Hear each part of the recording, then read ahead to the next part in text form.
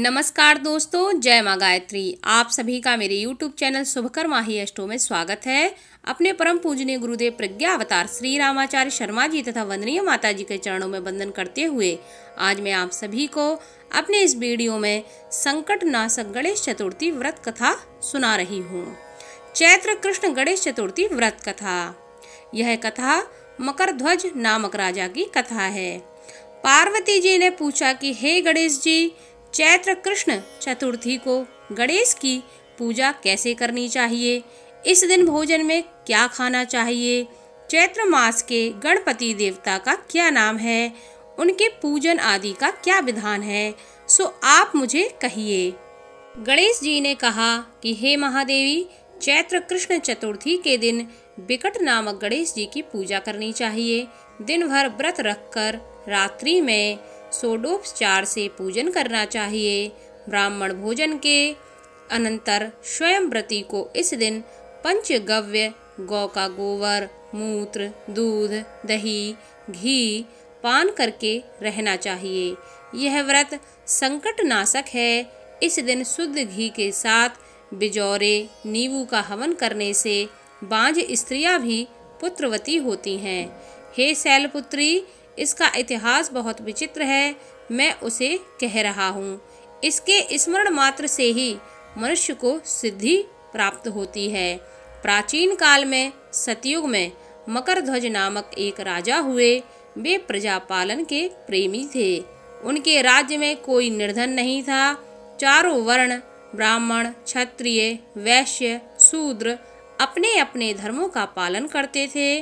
प्रजाओं को चोर, डाकू आदि का भय नहीं था। प्रजा स्वस्थ रहती थी। लोग उदार, सुंदर, बुद्धिमान, दानी और धार्मिक थे। इतना सुंदर राज्य शासन होते हुए भी राजा को पुत्र की प्राप्ति नहीं हुई। तत्पश्चात महर्षि याज्ञवल्क्य की कृपा से उन्हें कालांतर में एक पुत्र की प्राप्ति हुई। राजा राज्य का भार अपने मंत्री धर्मपाल पर सौंपकर विविध प्रकार के खेल खिलौनों से अपने राजकुमार का पालन पोषण करने लगे। राज्य शासन हाथ में आ जाने के कारण मंत्री धर्मपाल धन धान्य द्वारा समृद्ध हो गए। मंत्री महोदय को एक से एक बढ़कर 5 पुत्र प्राप्त हुए। मंत्री पुत्रों का धूमधाम के साथ विवाह हुआ और वे सब धन का उपभोग करने लगे। मंत्री के सबसे छोटे लड़के की बहू अत्यंत धर्मपरायणी थी। चैत्र कृष्ण चतुर्थी आने पर उसने भक्ति पूर्वक गणेश जी की पूजा की। उसका पूजन और व्रत देखकर उसकी सास कहने लगी, अरे क्या तंत्र मंत्र द्वारा मेरे पुत्र को बस में करने का उपाय कर रही है। बार बार सास के निषेध किए जाने पर भी जब बहू ना मानी तो सास ने कहा, अरे दुष्टा, तू मेरी बात मान नहीं रही है। मैं पीट कर तुझे ठीक कर दूंगी। मुझे यह सब तांत्रिक अभिचार पसंद नहीं है। इसके उत्तर में बहू ने कहा, हे सास जी, मैं संकट नाशक गणेश जी का व्रत कर रही हूँ। यह व्रत अत्यंत फलदायक होता है। अपनी पोतोहू की बात सुनकर उसने अपने पुत्र से कहा कि हे पुत्र, तुम्हारी बहू जादू टोने पर उतारू हो गई है। मेरे कई बार मना करने पर भी यह दुराग्रह वश नहीं मान रही है। इस दुष्टा को मार पीट कर ठीक कर दो। मैं गणेश को नहीं जानती। ये कौन है और इनका व्रत कैसे होता है?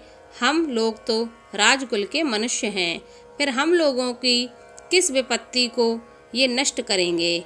माता की प्रेरणा से उसने बहू को मारा पीटा। इतनी पीड़ा सहकर भी उसने व्रत किया। पूजा के उपरांत वह गणेश जी का स्मरण करती हुई उनसे प्रार्थना करने लगी, हे गणेश जी, हे गणपति, आप हमारे सास ससुर को किसी प्रकार का कष्ट दीजिए। हे गणेश्वर, जिससे उनके मन में आपके प्रति भक्ति भाव जागृत हो।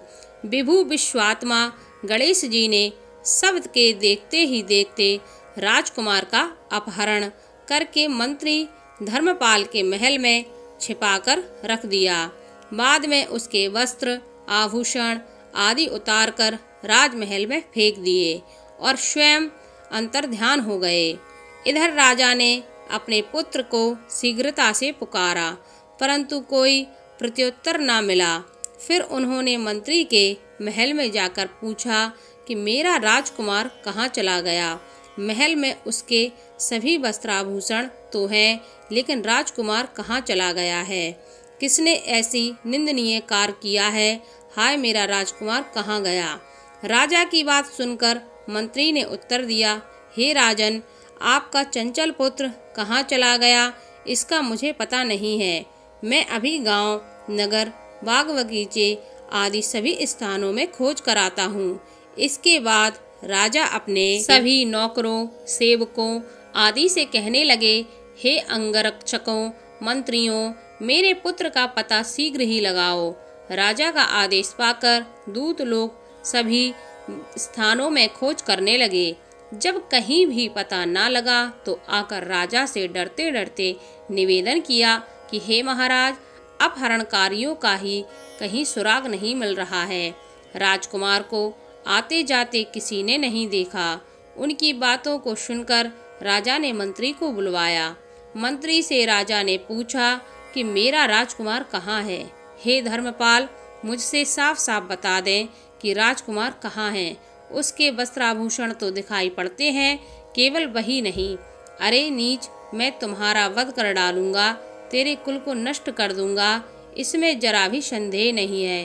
राजा द्वारा डांट पड़ने पर मंत्री चकित हो गया।